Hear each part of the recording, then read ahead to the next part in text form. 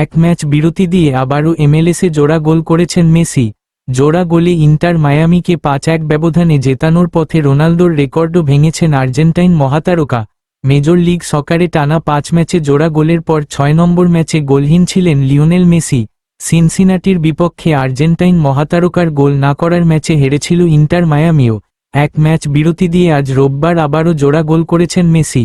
জয়ে ফিরেছে ইন্টার মায়ামিও। এমএলএসের ম্যাচে নিউ ইয়র্ক রেড বুলকে ইন্টার মায়ামি উড়িয়ে দিয়েছে 5-1 গোলে। জোড়া গোলের পাশাপাশি সতীর্থের একটি গোলে অ্যাসিস্টও করেছেন মেসি। আর এ ম্যাচেই তিনি পেনাল্টিবিহীন গোলে ক্রিস্টিয়ানো রোনালদোকে ছাড়িয়ে গেছেন। এ ম্যাচে জোড়া গোল করে মেসি পেনাল্টিবিহীন গোলের রেকর্ডে রোনালদোকে ছাড়িয়েছেন। পর্তুগিজ তারকার 938 গোলের 763টি ছিল নন পেনাল্টি, যা ছিল রেকর্ড। আজকের জোড়া গোলে রোনালদোকে ছাপিয়ে মেসির নন পেনাল্টি গোল 764টি। এ জয়ের পর এমএলএসের ইস্টার্ন কনফারেন্সের পয়েন্ট তালিকার 5 নম্বরে অবস্থান করেছে ইন্টার মায়ামি।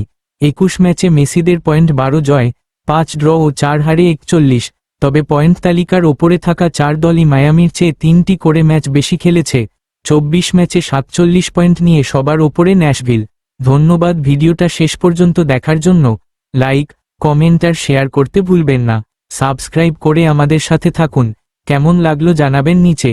আগামী ভিডিওতে আবার দেখা হবে ইনশাআল্লাহ।